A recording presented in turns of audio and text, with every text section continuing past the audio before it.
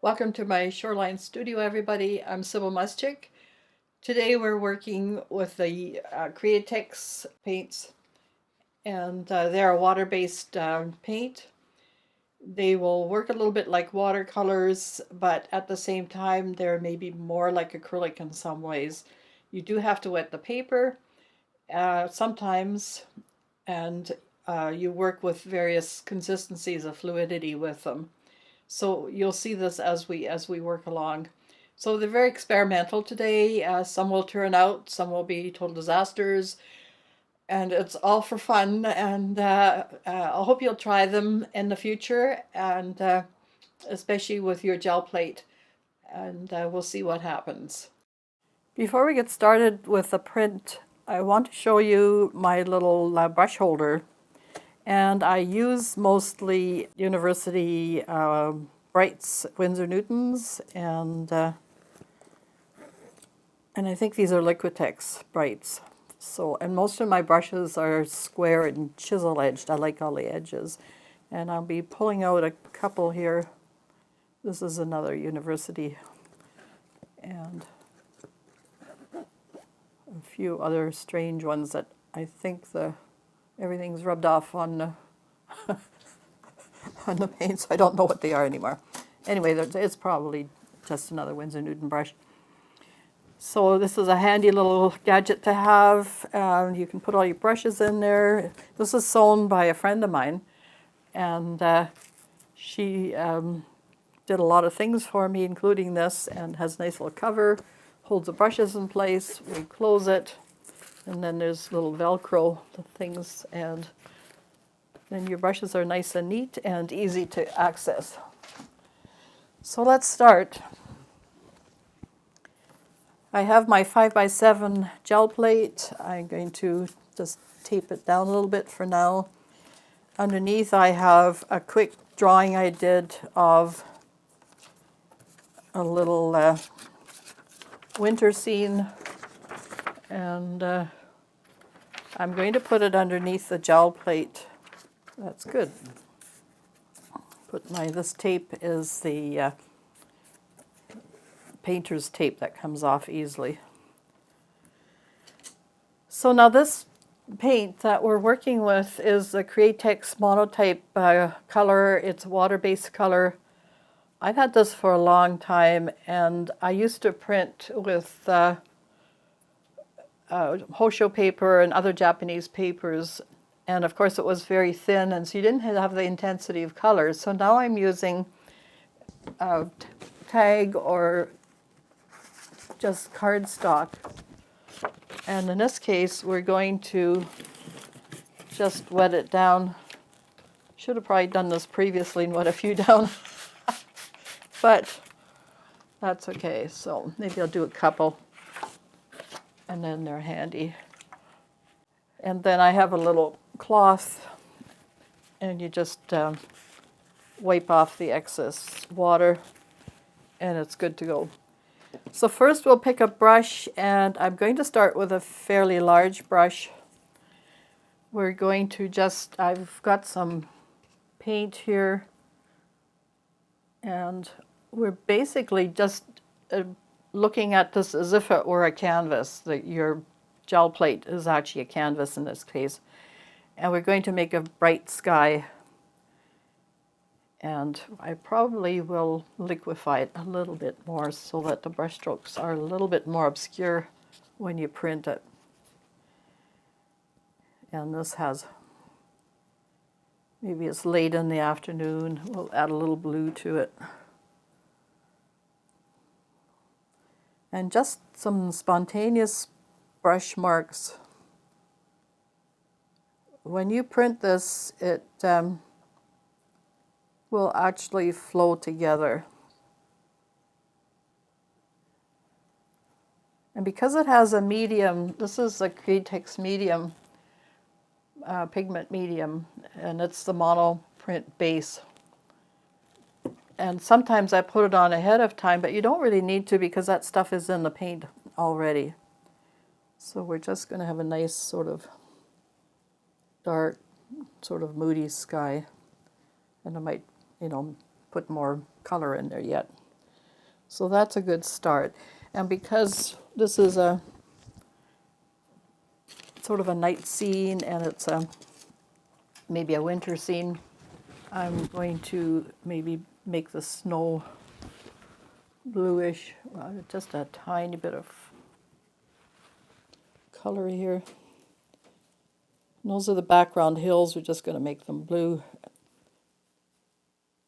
And so you paint just as if you were, painting a regular painting with, the brush strokes showing. So it's very Van Gogh-ish.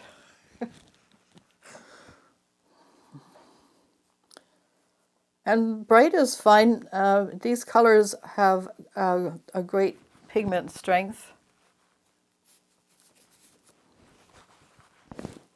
And we're just going to mix a dark here. I have a little bit of a gray. We'll add some blue to it. Now, if you recall, if you mix your complements together, you'll get a grayish brown. And then add a little bit of yellow to bring it closer to a black. So we're going to have some really dark. So a little bit of red, a little bit of green. That's your complements. Maybe a little bit of the blue. A little more red. There we go. Now we have that intensity. And a little bit of the yellow. Now we're going to have a nice dark color. And you don't want to make it too thick because it will just be a glob on your plate. And then you just start making little marks for trees. So little trees, big trees. You want lots of variety. Your compositional elements should be interesting, even though this is going to be very simple print. All these are background trees.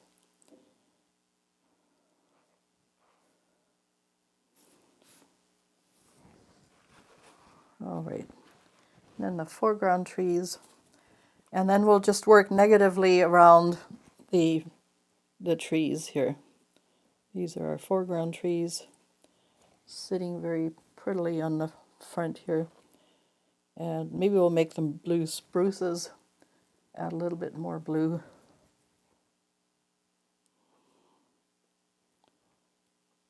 And of course, if I wanted snow on them, I could just wipe away when we put that negative background in. Now, negative painting has to do with what's not there.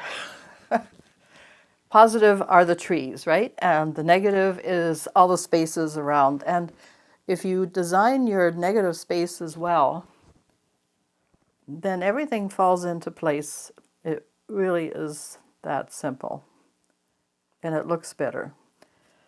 Sometimes when I'm not sure about drawing something, it's tricky, then I will actually paint or draw the negative space only. And then, by magic, the object appears, the positive object appears. So just going to maybe add a little more paint to here.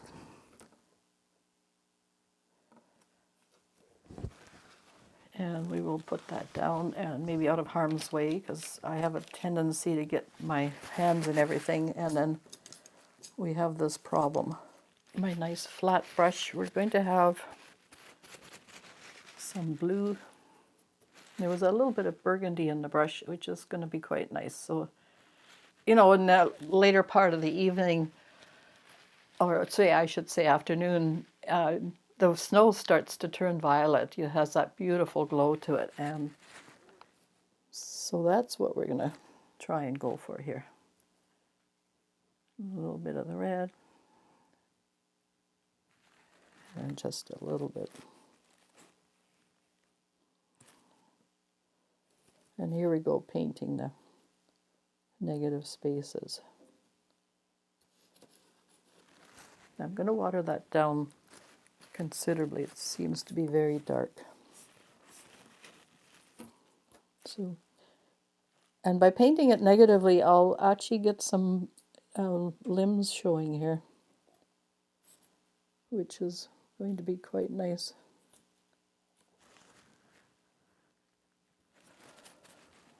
A little bit more water, and that's a bit much, but it will work.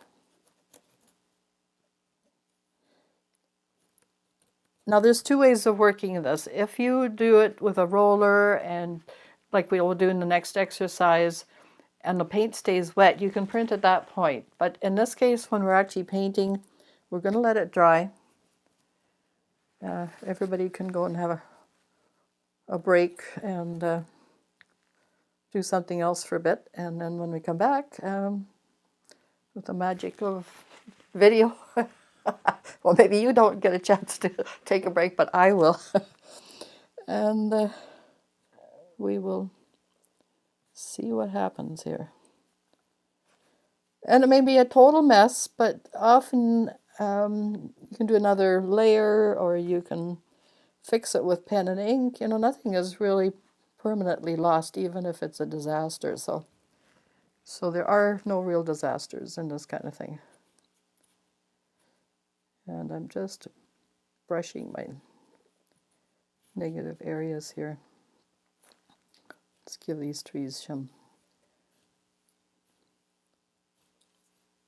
push them back a little bit by giving them some. And I could put shadows and all that kind of stuff in there, but at this point it's not the point. I'm just demonstrating how you can use this paint. So it's just a little demonstration. It's not a terrific work of art, and we'll see how it prints. So I'm just going to select my paper now. I'm taking just a little towel and just very gently dabbing it. You want it just not shiny anymore, but you still want it fairly saturated, otherwise it won't reactivate the paint. This is now dried. I actually cheated and dried with my little handheld heat tool. So I'm placing it on here. Hopefully straight. No, it's not straight. I'm never straight with this kind of thing, but there are machines that crop stuff. Okay, so, and then because the paper is wet, you want to put a sheet of paper. This is where magazines or brochures and things and flyers that come to you in the mail are useful for, you know, recycling, reusing, all those kinds of things. I have a Baron. And we're going to wait quite a bit for the paint to reactivate. I'm always too hasty, and sometimes things could have printed better if I'd shown a little bit of patience. So we will peek. We can do peeking. Peeking is allowed. And it's quite nice. So there you go. Very painterly. You see all the brush strokes. That will dry a tad lighter, but not much. This is very, very intense paint. The foreground trees could have turned out a little bit better, but you can go back into it with pen and ink. We have a really violent sky. And we can try and print another ghost print. I'm going to just set that aside. I have another sheet of paper ready to go. And we're going to, yes, we'll see what happens with the ghost print. Sometimes that's just as interesting. I'm going to put our little paper back. You see, if you tried to brayer it or use the Baron without the paper is delicate. It will come rubbing off in little bits and pieces of paper, so you don't want to go there. And I'm just, again, waiting to see how much. Okay, we have a little bit of a problem here. So just going to brayer some more on top here. Sometimes paper doesn't wet all that evenly. That might have been a dry spot. I think so. Oh well. And also the previous print might have just lifted all the paint off, so.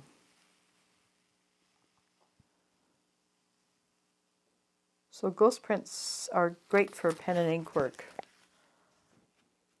So it's definitely a snow scene, but you don't see the trees as much anymore, and our mountains in the background are good, not quite so intense. So I would work on that with pen and ink. So here's a comparison. You can see the intensity here and really violent brush strokes. And as I said, we lost a little bit of the trees in the foreground. And then this picked up the last of the ink, and it does look more of a snow scene in here.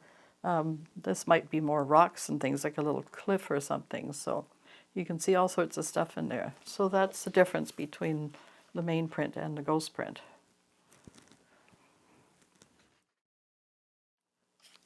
So I want to show you this little extra little plate I have. I don't know if you can, I think it's pretty clear on the camera. It's called a Bloom with the umlaut, you know, German. And it's latex free. It's a nice little printmaking plate. So if you don't have a gel plate, this works almost as well. Not quite, of course, but and it's good for mixing paint, you know, and using it for that. So just wanted to show you this. And this is when it's in good shape and not having all sorts of stains and things on it. So I'm keeping this for whatever purpose. I'm going to be mixing right on the plate a little bit of the ultramarine blue. You can see the intensity of the colors here. And I'm going to add just a touch of water.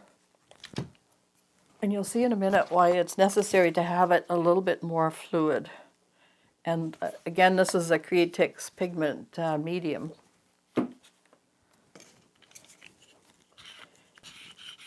And then we're going to just roll it out with a roller.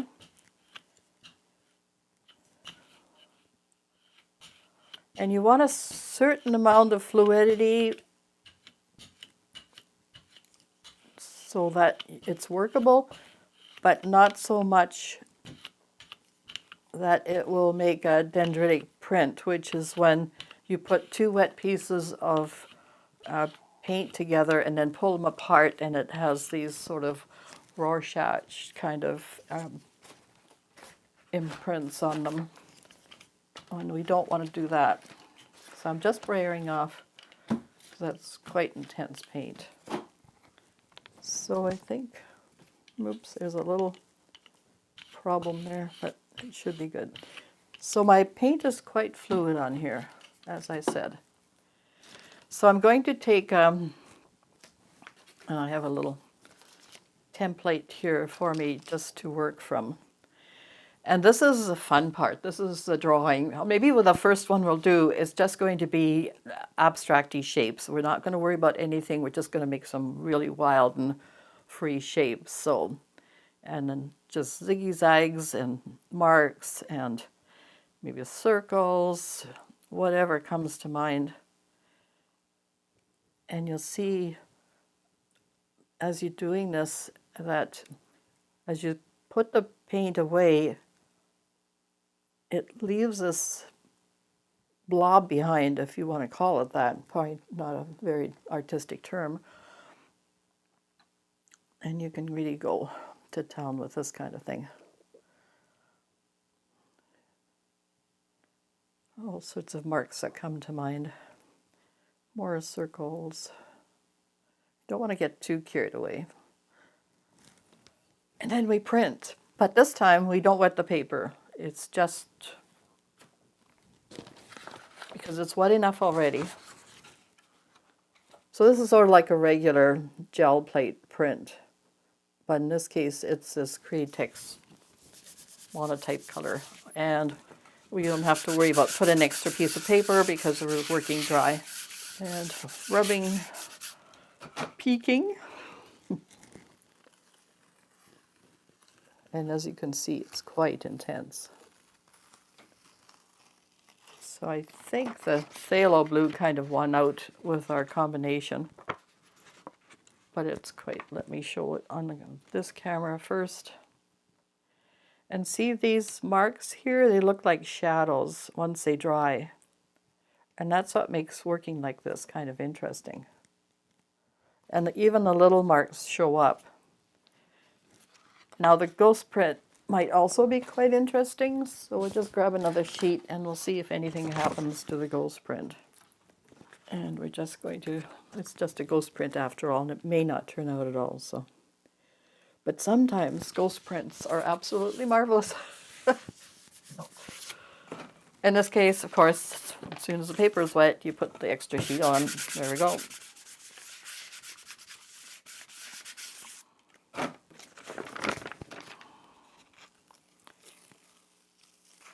And the ghost print is quite astonishing. Because we've wet the paper, then the paint spreads a little bit more like a true watercolor. And there's, you can see some of the mixtures here and down in here. And that will, as the paper dries, this will come out a bit better. And of course, don't have to, I always crop the sides. We're not doing a woodblock print or anything like that, so cropping is fine. Where you have to sign a number and all that kind of thing. I've done that too, but there you are. So again, we'll throw a little bit of the yellow on there.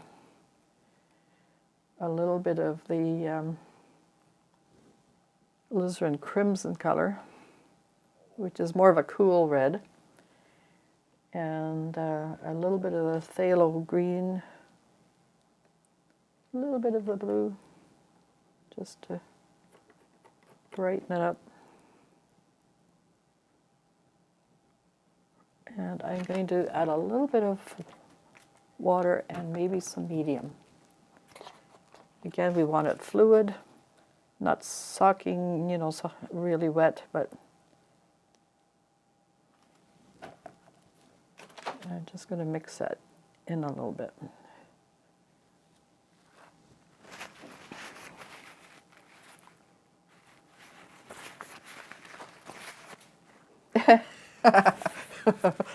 Yes, who gets more paint, the plate or the person?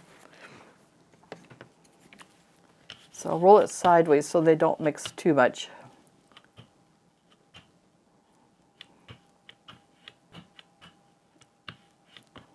And I've used the cooler red in this case because the cad red is very intense and it just dominates everything. It has a bossy way about it. I'm going to clean off my brayer a little bit.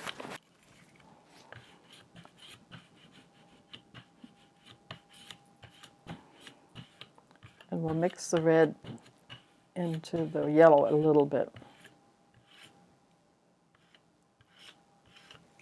Now that looks fluid enough for me.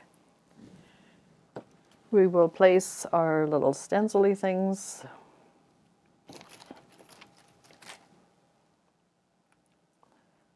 This little grid, I can't remember where it was from, it's probably some onion sack or something, but I really like it, it's quite lovely.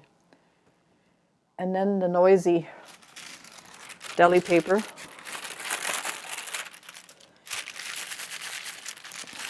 And it's just going to pick up the excess paint so that the pattern has less paint on it, is more visible as a result. Crunch, crunch, crunch. And this deli paper is becoming quite interesting. So we remove that, and this. And you can see the pattern, I think it's quite visible on the camera, so. And again, we're going to let it dry. Well, here we are at the final, and it's dried now. I used my little heating tool. We have our paper at the ready. And then place and cross your fingers and toes. Hope for the best.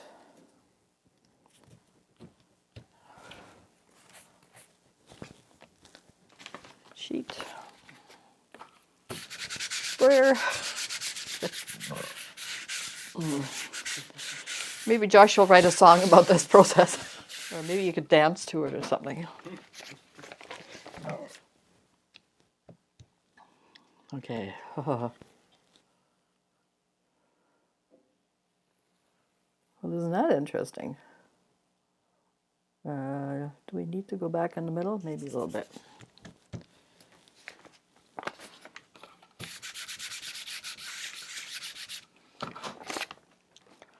We'll take it up from the other end. Yes, it's quite subtle actually, but not so bad. Without that intense red. I'm not sure what happened in the center here, but it's quite, you can really see the pattern there. That's quite nice. I really doubt that we're going to get anything on the ghost print, because this is already so subtle that we're not going to really. But the mesh here looks, it's picking up something else that we had on the brayer. And then our little vines and whatever at the bottom there are quite lovely. So there we are, that's our experiment with our Createx paints. And try them. They're still being sold. I saw them on Amazon the other day. Maybe they've even improved them. I don't know.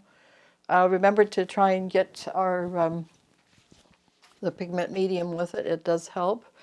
But you know, you can just use a little bit of water to make them more fluid, to do some of the things we did. And try the brushwork. I mean, isn't that fun? That is so interesting and so painterly. Well, everyone, we're finished with the Createx paints for now, and I will probably be doing other things with them. I will go over what we've done. I will probably run a few more prints and see what happens. I'll post them to my website, SybilleMuschik.com. And I hope you'll join me for another fun episode with art making at Shoreline Studio. Don't forget to like and subscribe, and thanks for watching.